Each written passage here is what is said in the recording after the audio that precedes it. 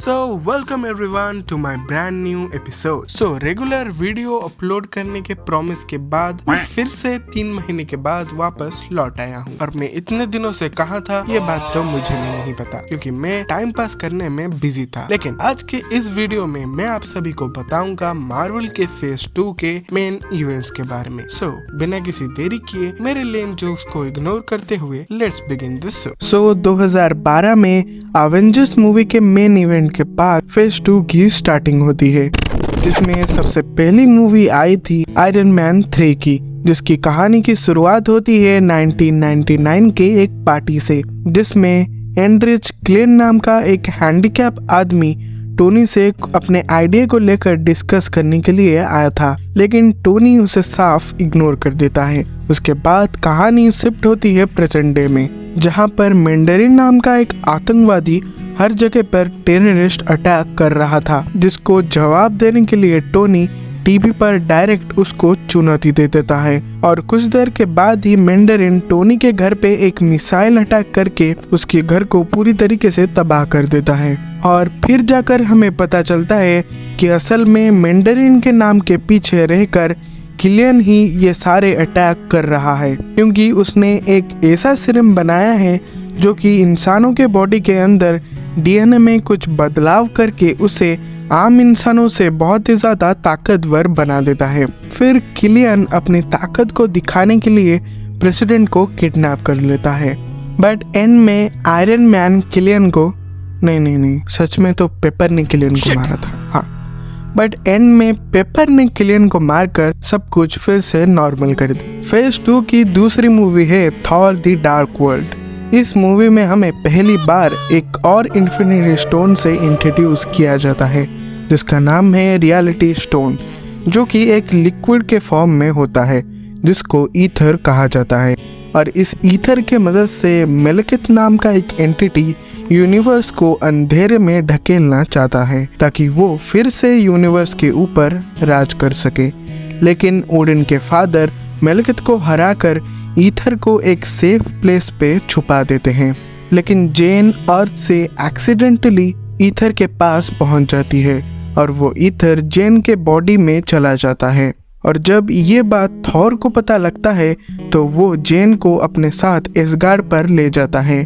और मेलकिथ को भी पता चल जाता है कि ईथर अब एसगार्ड पर है, तो इसी वजह से वो एसगार्ड के ऊपर अटैक कर देता है। और इसी अटैक के दौरान थॉर की माँ भी मारी जाती है। और मेलकिथ से बदला लेने के लिए थॉर लोकी की मदद लेता है, और वो जेन को अपने साथ लेकर मेलकिथ के पास पहुंच जाता है। वहां पर जाकर थॉर जेन के बॉडी से ईथर को अलग कर देता है, लेकिन वो ईथर मेलकिथ के बॉडी में चला जाता है, जिसके बाद जेन और उसके दोस्तों के मदद से थॉर मेलकिथ को मारने में सक्सेसफुल हो जाता है। लेकिन इसी फाइट के दौरान लोकी भी मारा जाता है। तो फेज 2 की तीसरी मूवी का नाम है captain America the winter soldier. इस मूवी में हमें एक और नए सुपर हीरो से इंट्रोड्यूस किया जाता है, जिसका नाम है सैम विल्सन AKA फैल्कन। और उसी के साथ सायरन कार्टर, जो कि शील्ड की एक एजेंट है, उसको भी इंट्रोड्यूस किया जाता है। इस मूवी में इस कैरेक्टर का ज्यादा कुछ रोल तो नहीं था, लेकिन मार्वल के फ्यूचर प्लान में इसका बहुत ही ज्यादा इम्पोर्टेंट रोल होगा। तो अब बात करते हैं मूवी के स्टोरी के ऊपर। यहाँ मूवी में निक फ्यूरी को पता चलता है कि अब शील्ड और हाइड्रा दोनों मिलकर एक साथ काम कर रहे हैं, और ये सब जानने के थोड़ी देर के बाद ही निक फ्यूरी के ऊपर अटैक हो जाता है और वहीं पर उन्हें मार दिया जाता है। यहाँ कैप्टन और नताशा दोनों मिलकर इस केस के ऊपर इन्वेस्टिगेशन करने लगते हैं, जिसमें उनकी मदद करता है फैल्कन। वहीं पर कैप्टन के ऊपर एक हाइड्रा का एजेंट, जिसका नाम है द विंटर सोल्जर, उनके ऊपर अटैक कर देता है और दोनों के बीच बहुत ही बड़ी फाइट होती है। वहीं पर कैप्टन को पता चलता है कि विंटर सोल्जर और कोई नहीं बल्कि बकी है। तो अब हमें बकी का फ्लैशबैक को दिखाया जाता है, जहां पर हमें पता चलता है कि जब बकी ट्रेन से नीचे गिरा था, तब उसे हाइड्रा ने पकड़कर उसके ऊपर एक्सपेरिमेंट किया था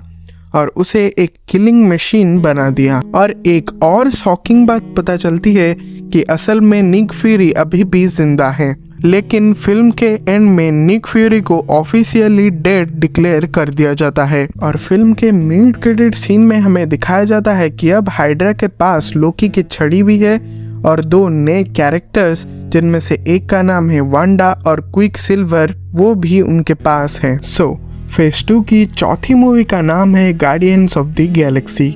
जिसकी शुरुआत होती है 1988 से, जहां पर एक एलियन शिप छोटे से पीटर क्विल को अपने साथ किडनैप करके स्पेस में ले जाती है और उस किडनैपर का नाम था योंडो, जिसने पीटर को किडनैप करके अपनी तरह ही एक स्पेस पायरेट बना दिया है। दरअसल स्पेस पायरेट का काम होता है स्पेस में जितने भी सारी कीमती चीजें हैं उनको चुरा कर उनका सौदा करना, और इस बार पीटर ने एक और को चुराया है जिसके बारे में उसको भी ज्यादा कुछ जानकारी नहीं है, क्योंकि वो ऑर्ग दरअसल में एक इन्फिनिटी स्टोन है और उस ऑर्ग को पाने के लिए थानोस ने अपनी 2 बेटियां और रोनन को भी भेजा है। वहीं पर हमें दिखाया जाता है कि ज़ेंडार के प्रॉपर्टी को डैमेज करने के जुर्म में पीटर, ग्रूट, रॉकेट और गमोरा को ज़ेंडार की पुलिस अरेस्ट कर लेती है। वहीं पर ज़ेंडार की जेल में उनकी मुलाकात होती है ड्रैक्स से, जिसकी फैमिली को रोनेन ने खत्म कर दिया था। यहाँ पर सभी लोग जेल से भागने के लिए एक प्लान बनाते हैं और भागने के बाद वो सीधा पीटर के शिप में बैठकर कलेक्टर के पास जाते हैं उस ऑर्ग का सौदा करने के लिए,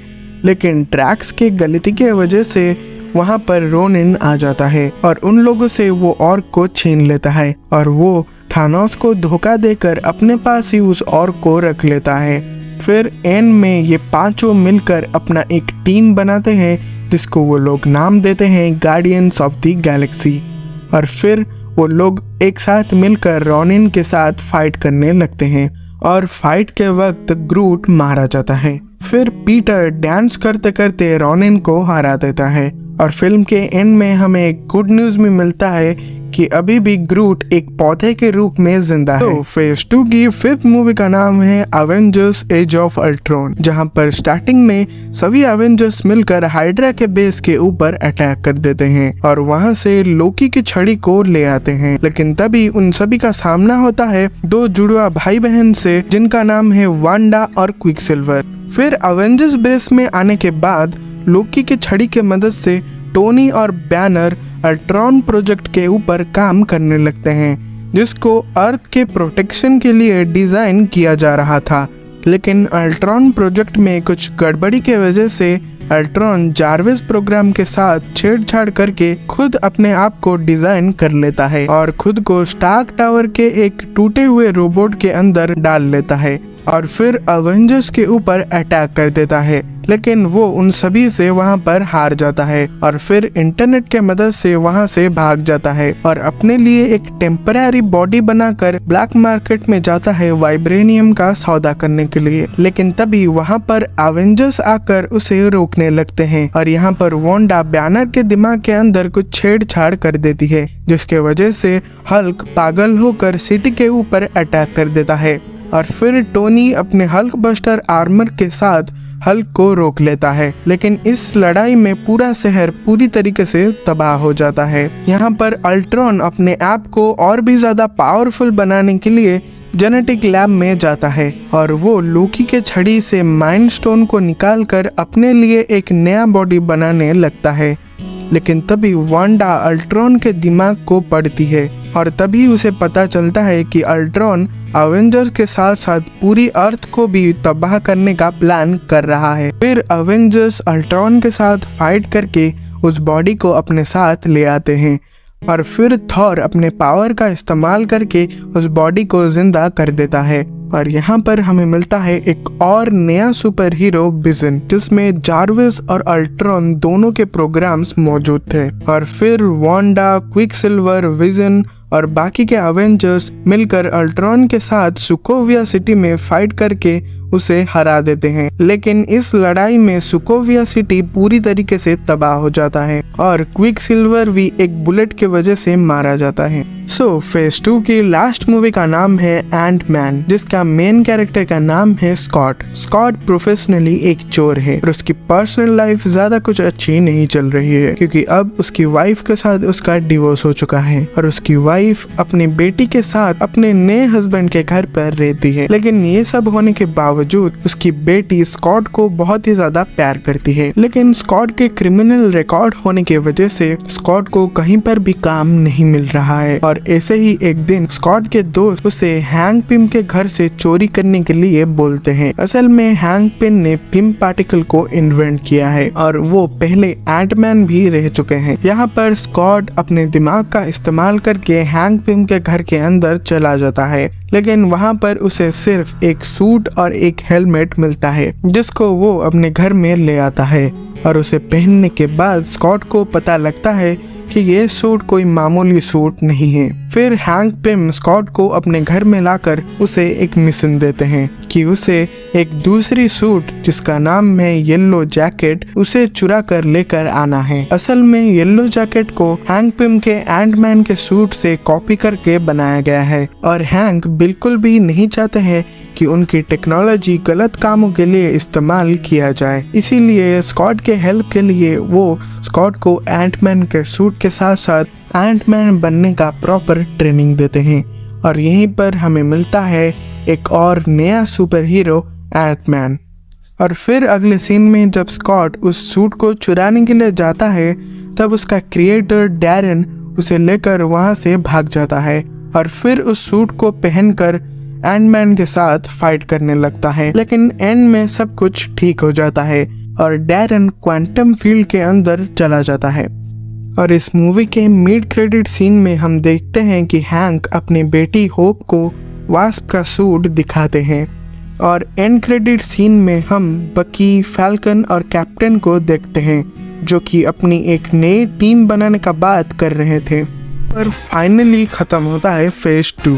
और मैं पक्का प्रॉमिस करता हूँ कि अगले वीक में फेज 3 का एक्सप्लेनेशन लेकर आऊँगा। तो इसीलिए अगर अभी तक सब्सक्राइब नहीं किया है तो जल्दी से सब्सक्राइब कर लो। तो मैं मिलता हूँ आपसे नेक्स्ट वीडियो में। So now I am signing out.